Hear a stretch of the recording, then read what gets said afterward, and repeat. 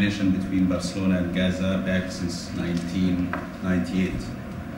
And we had very good results in this cooperation related to practical things. I mean, mainly for projects for infrastructure and services. It's not only exchange of experiences and exchange of visits, but also to provide services to the people, to have concrete things for the people, and to improve the living of the people. Moltes vegades quan es parla de les ONGs de drets humans són pro-palestines, tenen un missatge molt radical, ja s'ha acabat això, ara ja tenim un informe claríssim que és l'informe Goldstone i l'únic que hem de fer és explicar l'informe Goldstone, ja no ens poden dir que s'està manipulant la informació.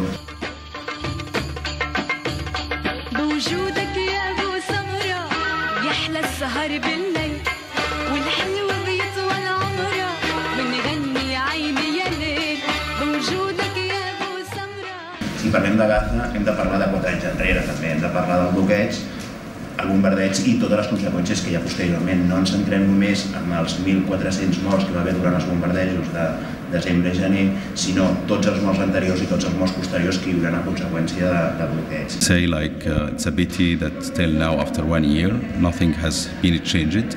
You have the closure, you have the occupation, we will not allowed to move.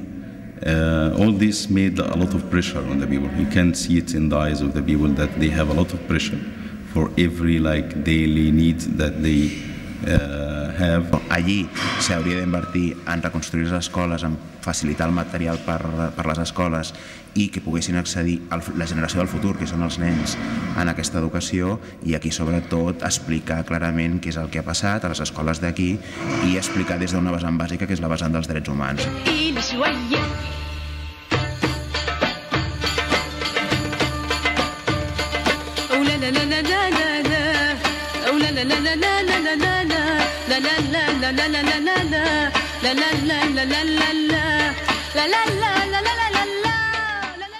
We are lacking a lot of resources in Gaza. We don't have fuel, we don't have energy or oil, but we are not lacking human beings and human resources. And this is what we are concentrating on. And this is what we are looking forward to develop and to achieve something with them.